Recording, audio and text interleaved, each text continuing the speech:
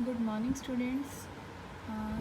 आज हम अपनी सेकेंड यूनिट करंट इलेक्ट्रिसिटी को ही आगे अपना फर्दर कंटिन्यू कर रहे हैं। नेक्स्ट टॉपिक है हमारा drift velocity and relaxation time. Drift velocity के कॉन्सेप्ट को समझने से पहले एक छोटा सा कॉन्सेप्ट है जो आप लोगों ने पहले किया हुआ है, एक बार उसे देख लेते हैं। हमारे पास कोई एक मेटल कंडक्टर है, इसके अंदर बहुत सारे इलेक्ट्रॉन्स हैं।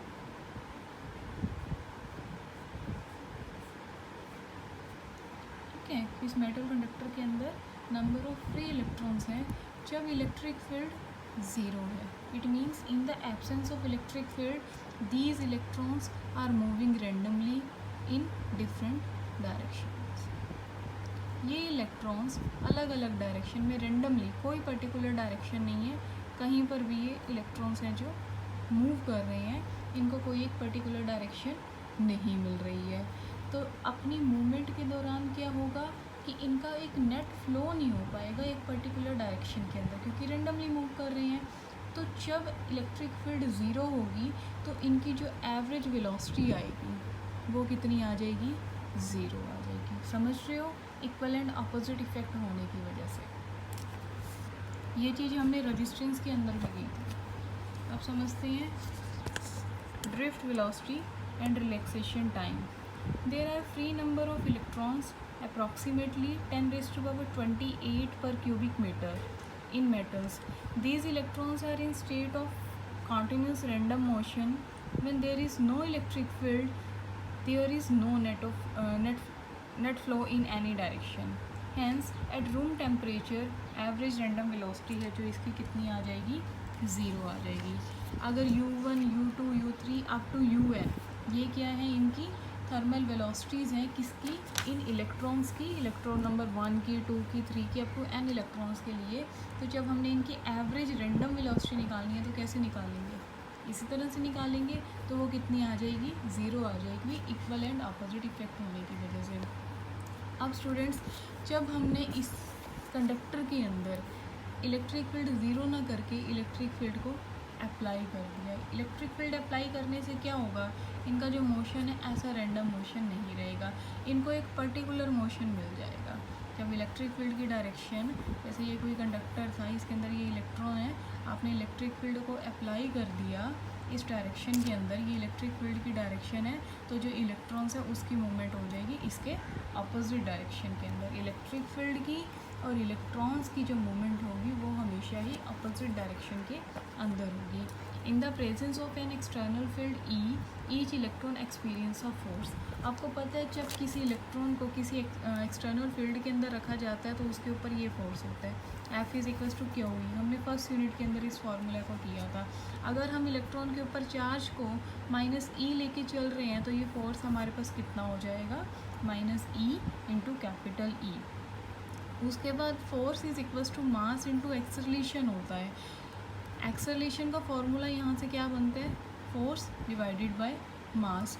अगर यहाँ से एक्सेलरेशन निकालें, इस फोर्स की वैल्यू को पुट करें, minus e capital e divided by m, ये एक्सप्रेशन आ जाएगा आपके पास एक्सेलरेशन के लिए। कौन सी एक्सेलरेशन? इलेक्ट्रॉन्स की एक्सेलरेशन। जिस एक्सेलरेशन से वो एक्सेलरेट करेंगे कहाँ पर? कंडक्टर के अंदर किस डायरेक्शन में? अपोजिट डायरेक्शन में इलेक्ट्रिक फील्ड की। देखिए force is equals to minus A into E, ये acceleration. Now as the electron accelerates with above acceleration, hence undergoes various collision with positive metal ions and other electrons of the metal. अब electron से accelerate कर रहे हैं एक particular acceleration के साथ जो इक्वेशन नंबर 2 के अंदर दी हुई है। तो होगा क्या? जब इलेक्ट्रॉन्स एक्सेलरेट करेंगे एक्सेलरेशन, किसी पर्टिकुलर एक्सेलरेशन के साथ, तो वो रास्ते में भी कोलाइड करते हुए चलेंगे। अब उनका कोलिजन किस किस के साथ होगा? जो उस कंडक्टर के अंदर अदर इलेक्ट्रॉन्स हैं, साथ में जो भी पॉजिटिव आयंस हैं। During each collision electron gain some velocity component in opposite direction of the electric field, but this gain is for very short time period and lost during the next collision। जैसे ही उसका collision होता है, चाहे वो किसी electron के साथ हो या वो किसी पॉजिटिव आयन के साथ हो, तो जो इलेक्ट्रॉन क्या करेगा? कुछ एनर्जी गेन करेगा, कुछ वेलोसिटी कंपोनेंट को गेन करेगा, और वो वेलोसिटी किस डायरेक्शन में होगी, किस डायरेक्शन में मूव कर रहा है इलेक्ट्रॉन, इलेक्ट्रॉन्स की अपोजिट डायरेक्शन में कर रहा है, तो जो वेलोसिटी कंपोनेंट होगा वो भी इलेक्ट्रिक फील्ड की अपोजिट डायरेक्शन के अंदर होगा. Let an electron have random thermal velocity u1 accelerates for time tau, then acquired velocity is. For example हमारे पास कोई एक इलेक्ट्रॉन था जिसकी जो हमारे पास थर्मल वेलोसिटी थी वो कितनी थी, u1 थी. कितने टाइम पीरियड के लिए वो एक्सेलरेट किया, tau1 के लिए किया, तो कितनी वेलोसिटी को वो एक्वायर कर लेगा. v is equals to u plus a t होता है आपके पास, फर्स्ट इक्वेशन ऑफ मोशन है. उसके बाद अदर के लिए आप करोगे तो v2 is equals to u2 plus a tau two. इसी को फर्दर हम कंटिन्यू करेंगे v3 up to vn, number of electrons के लिए ये चीज़ें जो हमारी हो जाएगी. उसके बाद एवरेज वेलोसिटी निकाल रहे हैं हम n इलेक्ट्रॉन्स के लिए. किसी भी चीज़ का एवरेज निकालने का क्या सिस्टम होता है, आप पहले सभी को एडिशन कर दो divided by total number of particular items in a sample space. So here we have to divide by total number of electrons. We have considered n number of electrons in our system. So v1 plus v2 up to vn divided by capital N. उसके बाद v1, v2, v3 और vn की values को आप यहाँ पर put करोगे. v is equals to u plus a t होता है, तो v1 कितना हो गया, u1 प्लस ए टाउ1. टाउ आपने क्या लिया, इलेप्ट टाइम लिया. इलेप्ट टाइम कौन सा होता है, जो टाइम बीत चुका है. इसी तरह से v2, इसी तरह से vn और v3 और इसी तरह से vn. अब उसके बाद u1, u2, u3 up to un, इनको आप एक तरफ इकट्ठा कर लोगे डिवाइडेड बाय n. उसके बाद बच क्या क्या गया, a tau one, a tau two, a tau three up to a tau n. A सभी के अंदर कॉमन आ रहा है, ये कॉमन ले लिया. अंदर क्या बच गया, tau one plus tau two up to tau n divided by capital N. Capital N whole term के नीचे है, इसलिए यहाँ भी डिनोमिनेटर में आएगा, यहाँ भी डिनोमिनेटर के अंदर आएगा. इस आर्टिकल की स्टार्टिंग में हमने क्या पढ़ा था कि एवरेज थर्मल वेलोसिटी कितनी आई थी, 0. तो जो ये फर्स्ट टर्म है ये तो हो जाएगी 0 and second term as it is. अब tau one plus tau two up to tau n divided by n को हमने लिख दिया टाउ. यानी कि ये टाउ1 टाउ2 क्या था, रिलैक्सेशन टाइम था, और टाउ क्या हो गया हमारे पास, एवरेज रिलैक्सेशन टाइम. हमने रिलैक्सेशन टाइम का एवरेज निकाल दिया. तो ड्रिफ्ट वेलोसिटी के लिए एक्सप्रेशन क्या आ गया हमारे पास, a और टाउ. उसके बाद स्टूडेंट्स ध्यान दें कि जो एवरेज रिलैक्सेशन टाइम होता है 10⁻⁻14 सेकंड के ऑर्डर का आया करता है. ड्रिफ्ट वेलोसिटी के जो एक्सप्रेशन है उसको थोड़ा सा चेंज करते हैं. यहाँ पे एक्सेलरेशन की वैल्यू को पुट करके, कौन सी वैल्यू जो हमने इक्वेशन नंबर 2 में की थी, इक्वेशन नंबर 2 से हम वैल्यू को पुट कर रहे हैं -e capital E divided by m. ये इक्वेशन नंबर 2 यहाँ पुट कर दी. ये स्टूडेंट्स हमारे पास फाइनल एक्सप्रेशन आ गया हमारा ड्रिफ्ट वेलोसिटी के लिए. एक बार डेफिनेशन से हमने पूरा एक्सप्रेशन कर लिया, बट स्टिल हमने ड्रिफ्ट वेलोसिटी की डेफिनेशन नहीं की. तो यहाँ से डेफिनेशन पे निकल के आएगी पहले एवरेज टाइम की. The average time that elapses between two successive collisions of an electron is said to be relaxation time. Average time, ellipse time मैंने आपको बताया जो टाइम बीत चुका है, सक्सेसिव दो लगातार कॉलिजन्स के बीच में, उस समय को हम बोलेंगे रिलैक्सेशन टाइम. अब बात करते हैं ड्रिफ्ट वेलोसिटी की. Drift velocity of an electron is defined as the average velocity gained by free electrons of a conductor in opposite direction of the applied field. मैंने बताया हर कॉलिजन के दौरान जो आपके इलेक्ट्रॉन्स हैं वो वेलोसिटी कंपोनेंट को गेन कर रहे हैं अपोजिट डायरेक्शन के अंदर, और वहीं से हमने बाद में एवरेज निकाला था. तो इसी को हमने डिफाइन कर दिया ड्रिफ्ट वेलोसिटी. ड्रिफ्ट वेलोसिटी क्या है, वो एक एवरेज वेलोसिटी है जो फ्री इलेक्ट्रॉन्स गेन करते हैं इलेक्ट्रिक फील्ड की अपोजिट डायरेक्शन के अंदर. स्टूडेंट्स जब भी आपने ड्रिफ्ट वेलोसिटी को लिखना है साथ में डी को ज़रूर बनाना है. वी के साथ वी कैपिटल होगा या स्मॉल भी कर सकते हो, बस जो डी है इससे छोटा रहेगा, इनफैक्ट इससे भी छोटा रहेगा, इस तरह से. ठीक है, थैंक यू. स्टूडेंट्स हमारा जो नेक्स्ट टॉपिक है वो है relationship between drift velocity and electric current. हमने अभी थोड़ी देर पहले ड्रिफ्ट वेलोसिटी का आर्टिकल किया है, उसी के साथ हम करने वाले हैं रिलेशनशिप इलेक्ट्रिक करंट में और ड्रिफ्ट वेलोसिटी में. हमने एक कंडक्टर लिया है जिसकी लेंथ एल है, ए इसका क्रॉस सेक्शनल एरिया है, इसको कनेक्ट किया गया है एक बैटरी से। Battery potential difference V set कर रही है। इस पोटेंशियल डिफरेंस V की वजह से क्या होगा, इसके कंडक्टर के इंटीरियर में एक इलेक्ट्रिक फील्ड सेट हो जाएगी E। अब आपको पता ही है, बेसिक बात है कि जो करंट की डायरेक्शन है पॉजिटिव टू नेगेटिव होती है, तो पॉजिटिव टर्मिनल से होते हुए नेगेटिव टर्मिनल, लेकिन जो इलेक्ट्रॉन्स की डायरेक्शन होती है वो from negative terminal to positive terminal होता है। तो साथ ही साथ इलेक्ट्रिक फील्ड की और इलेक्ट्रॉन्स की डायरेक्शन भी एक दूसरे के अपोजिट में रहेंगे। सो स्टार्ट करते हैं topic. Let us consider a conductor having length L, area of cross section A, V is the potential difference applied to ends of a conductor, is the amount of set up electric field inside the conductor। Electric field के लिए हमारे पास एक expression होता है potential difference divided by length of conductor. So E is equals to V by L। In the presence of electric field, the free electrons of conductor start to drift in opposite direction with average drift velocity Vd। ये चीज़ हमने पढ़ी हुई है कि अब आप electric field apply कर दोगे इस बैटरी की हेल्प से, तो फ्री इलेक्ट्रॉन्स क्या करेंगे, ड्रिफ्ट होना स्टार्ट हो जाएंगे इलेक्ट्रिक फील्ड की अपोजिट डायरेक्शन में। और ड्रिफ्ट वेलोसिटी कितनी, Vd। सपोज करते हैं कि n है जो हमारी इलेक्ट्रॉन्स डेंसिटी है, इलेक्ट्रॉन की डेंसिटी है, यानी कि यूनिट वॉल्यूम के अंदर कितने नंबर ऑफ इलेक्ट्रॉन्स है वो हमारा स्मॉल n रिप्रेजेंट करेगा। Number of electrons in length L अगर हमने निकालना है, यानी कि इस लेंथ L इस कंडक्टर के अंदर नंबर ऑफ इलेक्ट्रॉन्स कितने हैं, तो हम क्या करेंगे, number density multiply by volume of this conductor. Volume of this conductor को हम A area into L length of conductor की फॉर्म में लिख सकते हैं। ये चीज़ हमने 11th में भी काफ़ी आर्टिकल्स में यूज़ की थी। उसके बाद total charge in length L of the conductor, total number of आपके पास इलेक्ट्रॉन्स आ चुके हैं, तो टोटल चार्ज निकालना है। तो एक के ऊपर चार्ज कितना है, E, तो टोटल चार्ज कितना होगा, टोटल नंबर ऑफ इलेक्ट्रॉन से मल्टीप्लाई कर दो। तो total charge is equals to charge of one electron into total number of electrons, तो E इंटू NaN। ये आ गया हमारे पास इक्वेशन नंबर 3 में टोटल नंबर ऑफ चार्ज। ना time taken by the free electron to cross conductor, यहाँ से electron निकलना start हुआ, इस कंडक्टर के एक एंड से एंटर करेगा, दूसरे एंड से ये एग्जिट कर जाएगा।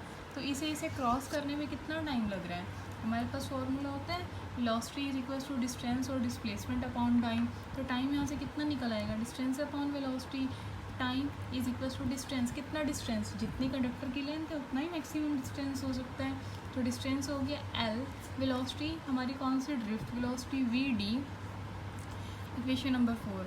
अब करंट क्या होता है, charge upon time, Q by T. Q कितना था, इक्वेशन नंबर 3 में Q दिया हुआ है E_NaL divided by T as it is. उसके बाद T की वैल्यू इक्वेशन नंबर 4 से ये पुट कर ली, L अपॉन Vd।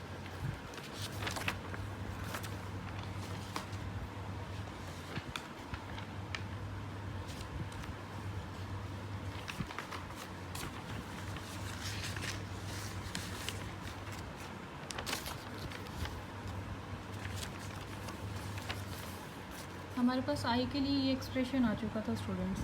अब यहाँ पे कुछ कट रहा है, L से L कट जाएगा तो बचेगा क्या, I is equals to ENA divided by Vd। Sorry Vd ऊपर मल्टीप्लाई में चला जाएगा, तो I is equals to ENA into Vd। इस फॉर्मूला को याद रखने का एक और तरीका भी है, I is equals to Veena, VENA। हमें हमारे टीचर ने कराया था, हम आज तक नहीं भूले। I is equals to Veena, VENA। जैसे ओम्स लॉ को V is equals to I और वीर से हम याद करते हैं, वैसे ड्रिफ्ट वेलोसिटी और करंट के रिलेशन को हम I is equals to Veena से भी याद कर सकते हैं। This equation represents the relationship among drift velocity and electric current. यहाँ से करंट डेंसिटी का भी एक्सप्रेशन देख लेते हैं। करंट डेंसिटी क्या होती है, electric current per unit area, यानी कि I अपॉन A। I किसी वैल्यू को पुट कर देंगे डिवाइडेड बाय A, एरिया से एरिया कट हो गया, तो करंट डेंसिटी कितनी हुई, NeVd। उसके बाद चलते हैं deduction of Ohm's law. Ohms law को हम इन फार्मूलाज की हेल्प से रिड्यूस करने की कोशिश करेंगे। ड्रिफ्ट वेलोसिटी का हमें पता है, Vd is equals to E capital E tau upon M। M mass है किसी एक पर्टिकुलर इलेक्ट्रॉन का, टाउ रिलैक्सेशन टाइम है, इलेक्ट्रॉन का मास है तो सभी का सेम रहता है। उसके बाद E is equals to V by L। तो इसमें हमने क्या किया हुआ है, ये drift velocity Vd is equals to E, इस E की जगह हमने पुट कर दिया V बाई L। समझ रहे हो, स्मॉल ई को एज इट इज़ रखा, टाओ को एज इट इज़ रखा, एम को एज इट इज़ रखा, ई की जगह पुट कर दिया वी बाय एल, इतना करके छोड़ देना है। उसके बाद फिर से वही अपना वीना वाला formula, I is equals to Veena. इतना करने के बाद यहाँ पर ड्रिफ्ट वेलोसिटी की वैल्यू को पुट कर देंगे, ये हमने ये वाली वैल्यू को यहाँ पे पुट कर दिया। उसके बाद v बाई आई करना है हमने, v आई को इधर ले आओगे और ये वाली सारी टर्म्स उधर, डिनोमिनेटर में ml है, उधर जाके न्यूमिनेटर बन गया, डिवाइडेड बाय ऊपर वाली सारी टर्म है जो हमारे डिनोमिनेटर में आ जाएगी, a n e square and tau v by आई। अब v बाई आई होता क्या है जनरली ओम्स लॉ के अकॉर्डिंग, r। अब यहाँ पे स्टूडेंट्स आप देखिए, मास, किसी इलेक्ट्रॉन का मास हमेशा कांस्टेंट रहता है। अगर आपने एक कंडक्टर लिया हुआ है, उस कंडक्टर की लेंथ हमेशा सेम रहेगी, उसकी कंडक्टर की लेंथ यूँ तो नहीं है कि चेंज हो रही है। उसके बाद n नंबर ऑफ़ इलेक्ट्रॉन्स भी सेम रहेंगे, e charge of an electron 1.6 वाला, वो भी आपको पता है, वो भी हमेशा सेम रहेगा। रिलैक्सेशन टाइम भी सेम रहेगा, और आपका जो क्या कहते हैं ये क्रॉस सेक्शनल एरिया है, ये भी है जो हमारा सेम रहने वाला है। तो उसके बाद क्या पता लग रहा है यहाँ से कि सारी की सारी जो टर्म्स आएंगे ये क्या आएंगे, कांस्टेंट, यानी कि r is equals to constant.